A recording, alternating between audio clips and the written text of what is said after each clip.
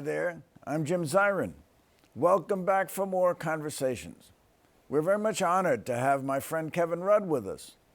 Widely regarded as an international authority on all things China, Kevin Rudd became global president and CEO of Asia Society in 2021, having served as president of the Asia Society Policy Institute since 2015. He served as Australia's 26th Prime Minister from 2007 to 2010, then as Foreign Minister from 2010 to 2012, before returning as Prime Minister in 2013. He will soon accept a posting as Australia's ambassador to the United States. Kevin began his career as a China scholar, serving as an Australian diplomat in Beijing before entering Australian politics. He is the author of a recent book that all China watchers are talking about, entitled The Avoidable War, The Dangers of a Catastrophic Conflict Between the U.S. and Xi Jinping's China. I'm delighted to welcome Kevin Rudd to the program. Well, Kevin, threefold congratulations. Congratulations on your book, which is certainly something that everyone is talking about. Congratulations on your service at the Asia Society, and congratulations on your new posting. So how do all these accolades feel? Well, Jim, thank you for having me on the program. It's always good to be with friends here in New York City. I now see myself, by the way, as a basic New Yorker, having been here for the last 8 years. And so therefore I approach the journey to Washington with some sense of trepidation. So I'm glad the book's doing well.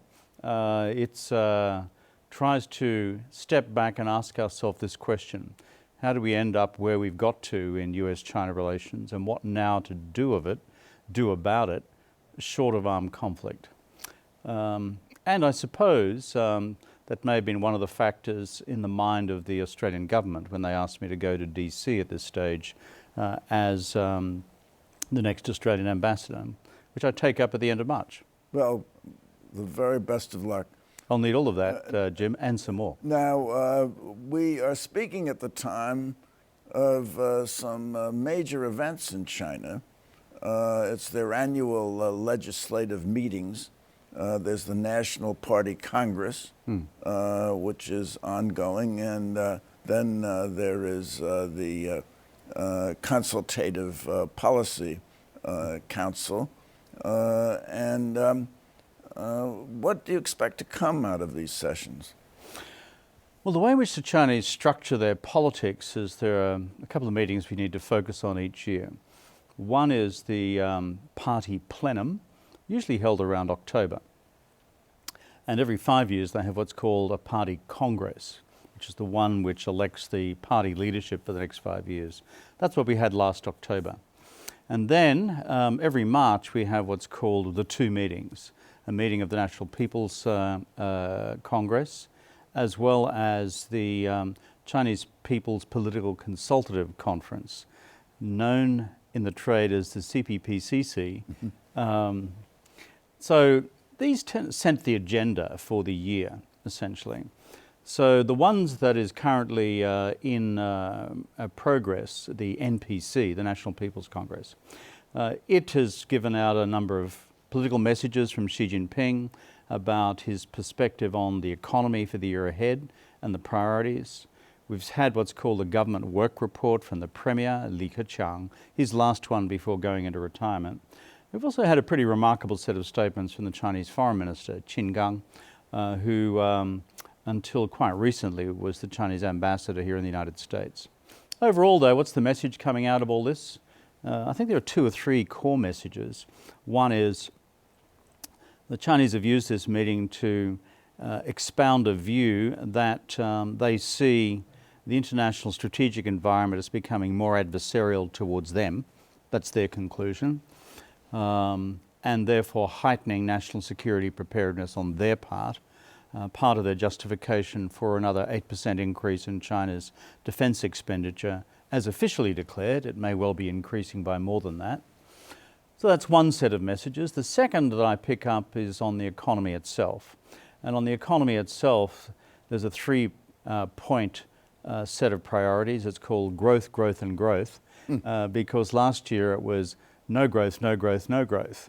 combination of zero COVID, massive lockdowns in the economy, and a bunch of left-leaning economic policies which the private sector took fright at.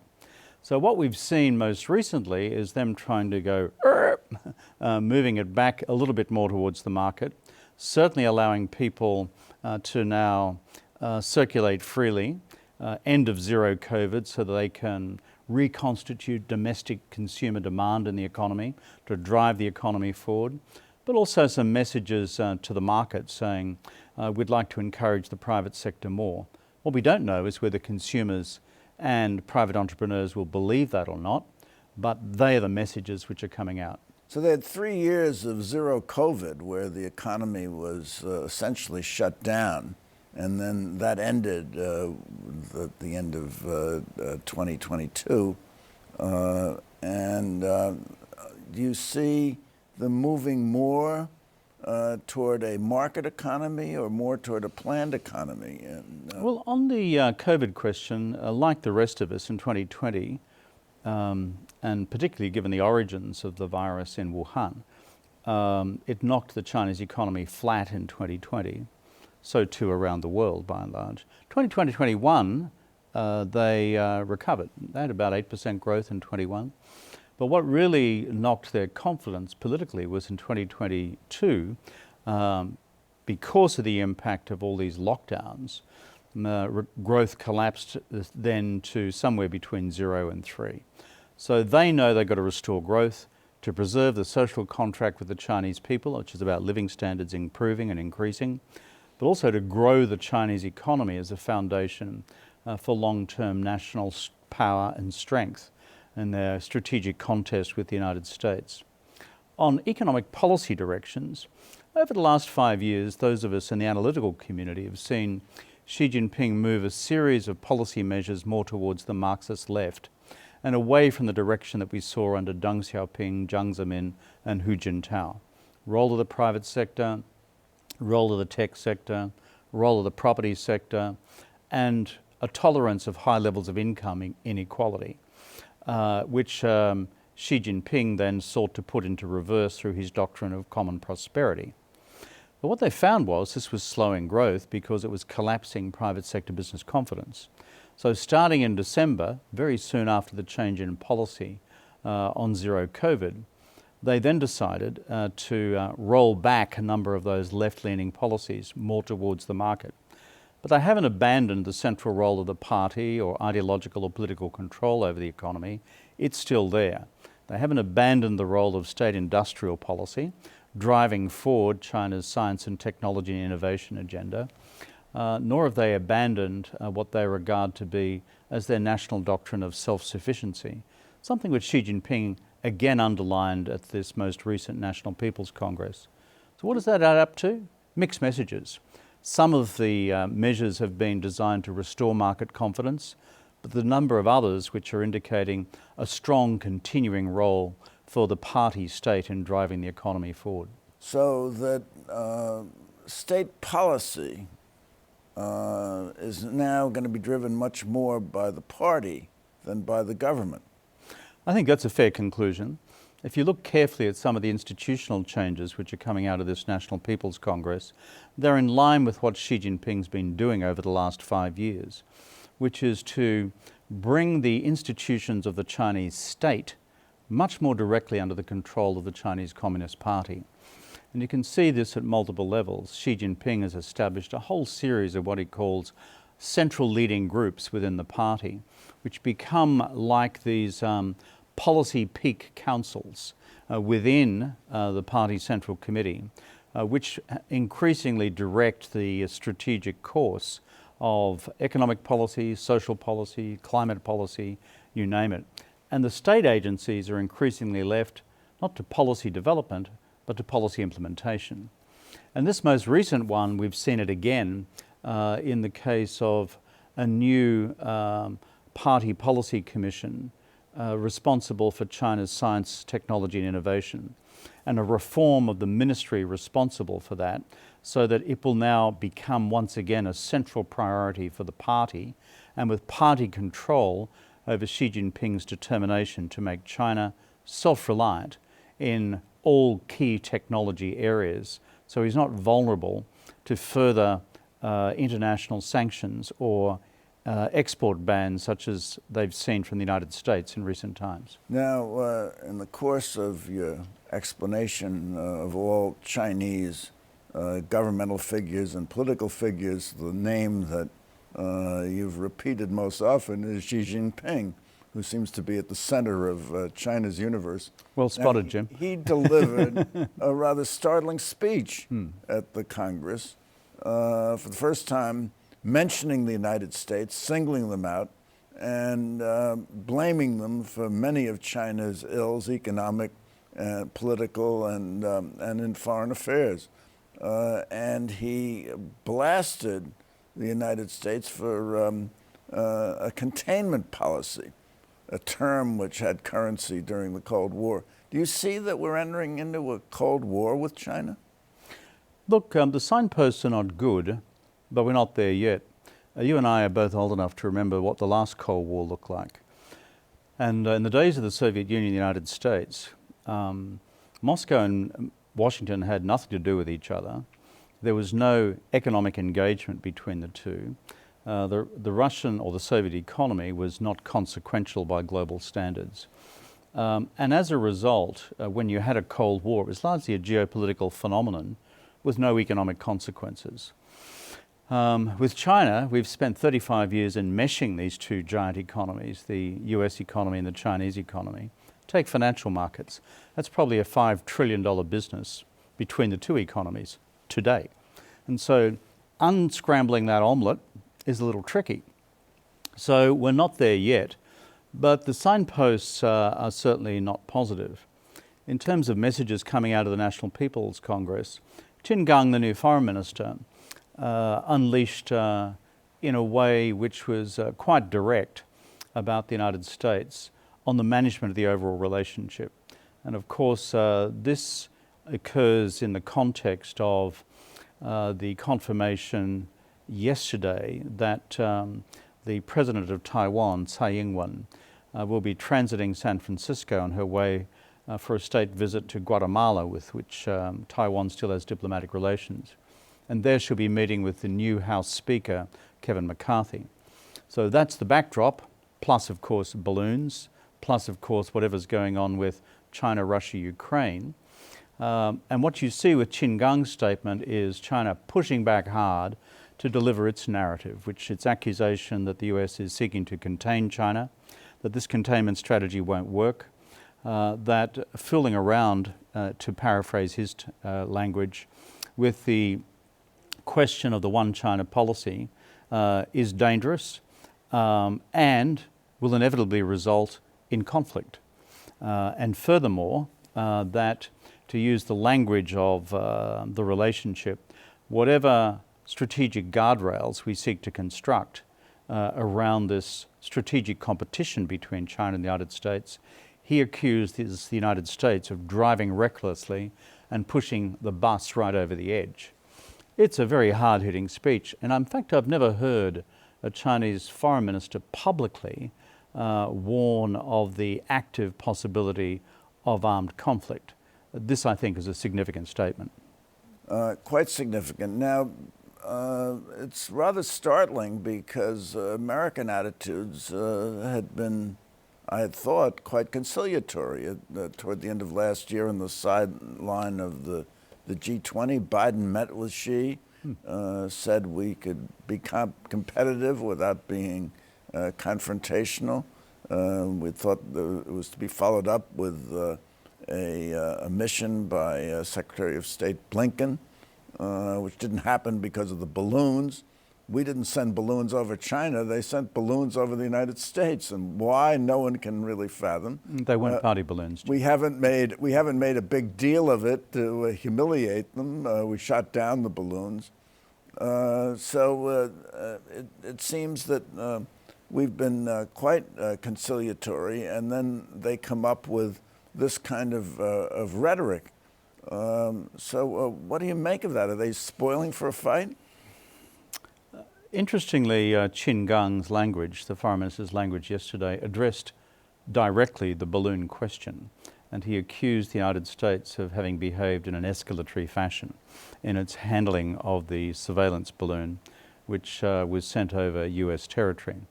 China's position up until now, by the way, is it's a harmless weather balloon.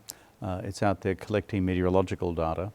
And of course we wait to see the final outcome of the examination of all the kit and the equipment hanging off this device when it was shot down by the United States off the coast of North Carolina. But if you look at the spectrum of all of this, last year was tricky. Speaker Pelosi's visit in August to Taiwan really sent the relationship into a spiral and created a series of quite destabilizing war games and war exercises and live fire drills right around Taiwan. I didn't add before the reference to Speaker Pelosi's visit, which they might have thought was provocative, but Speaker McCarthy was supposed to visit Taiwan, and then he called it off because he thought it was to be too provocative. So what could be more conciliatory than that, even though he's meeting with the president of Taiwan somewhere in California? It's not the same as his taking an official visit to the island.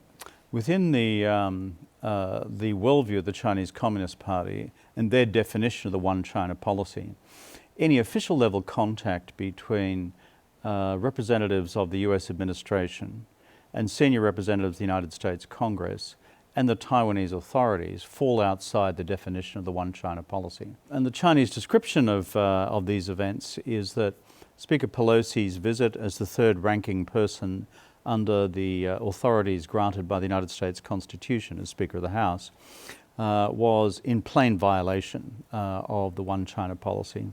And this, in their view, represents a growing pattern of America walking away from the definition of the One China policy laid out in the so-called three communiques, starting with Henry Kissinger's visit in '72, through to Nixon's visit, through to '79 with diplomatic relations, and then again in '82. These, for them, constitute the definitional framework for the One China policy.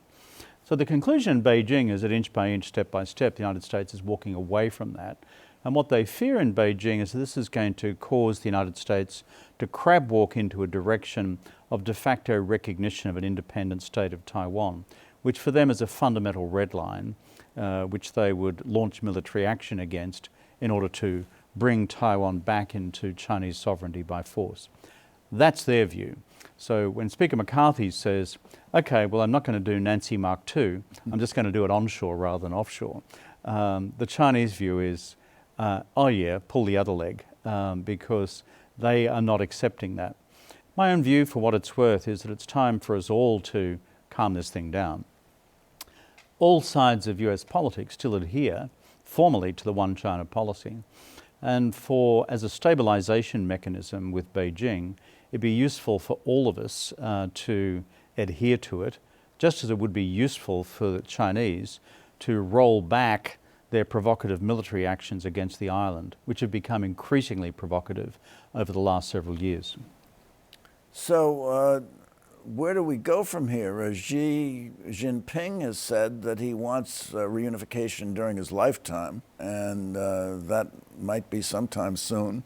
He said, do you expect him to make a move on Taiwan? How can he achieve reunification without military force?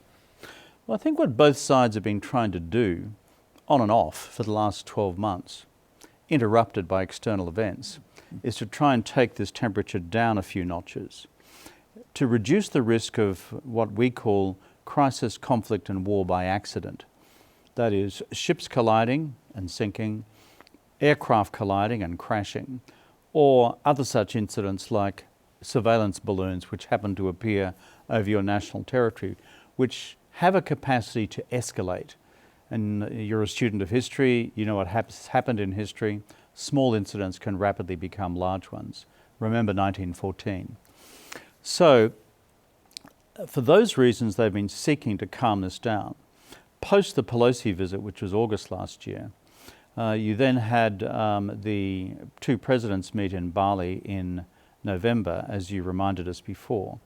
And if you look at the language of their meeting and the readouts from the meeting, they were instructing their officials to meet, agree on de-escalatory mechanisms, and to take the temperature down. To use the language of both of them, stabilization. Okay, so we had Pelosi's visit. That stirred up a hornet's nest.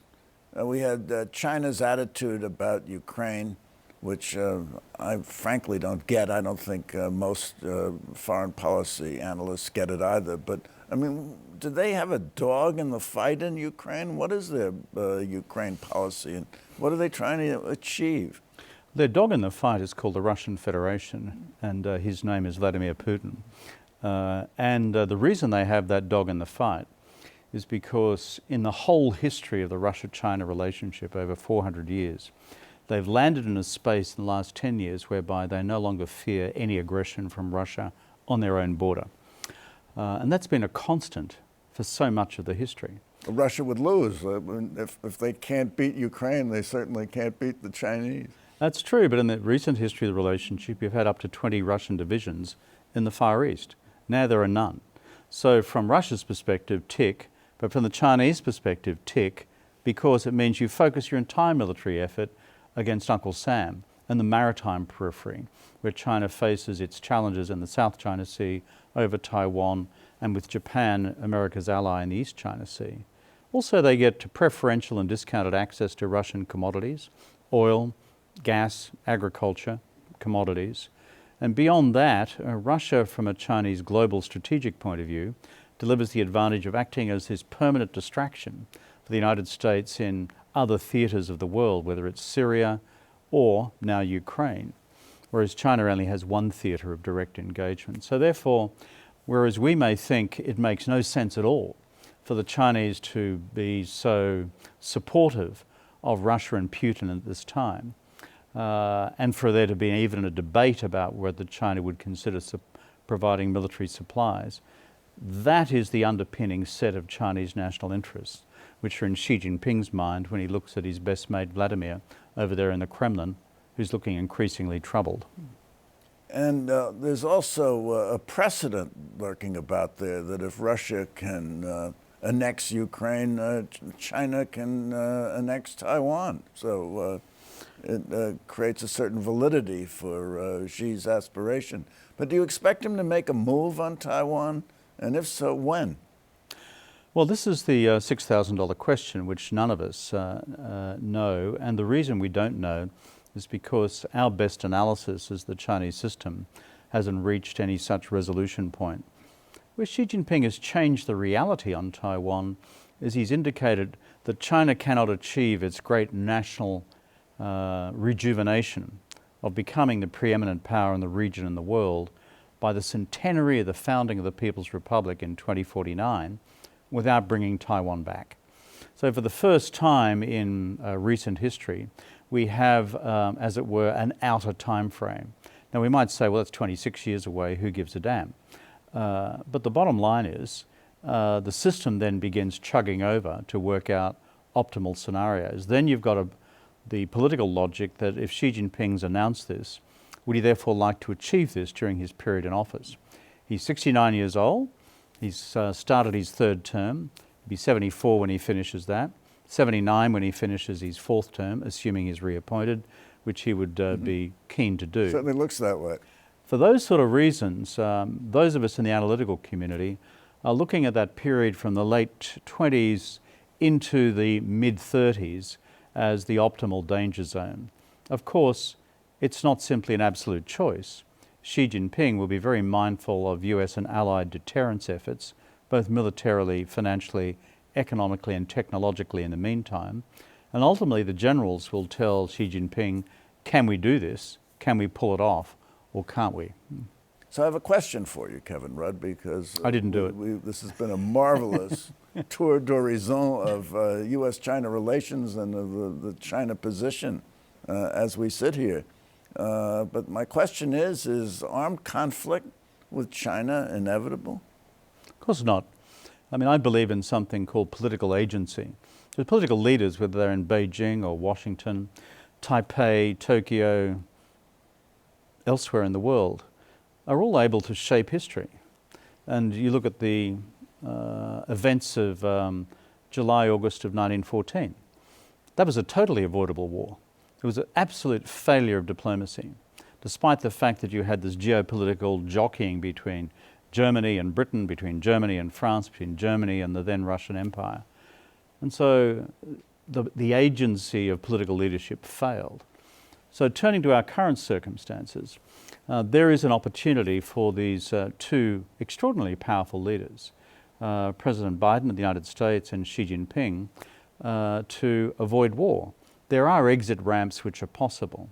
It is possible, as I argue in stuff that I've written, to have managed strategic competition, which enables red lines to be observed, while at the same time non-lethal competition to be conducted in every other domain in the relationship and to cooperate where you can. I think that's an alternative way forward, but we're a ways from getting there, Jim. We're a ways from getting there. So this has been just wonderful, Kevin Rudd. Thank you for coming by. Good luck to you. Godspeed. And thank you for coming by. Tune in next week for more conversations. I'm Jim Zirin. Take care, be well, and all the best.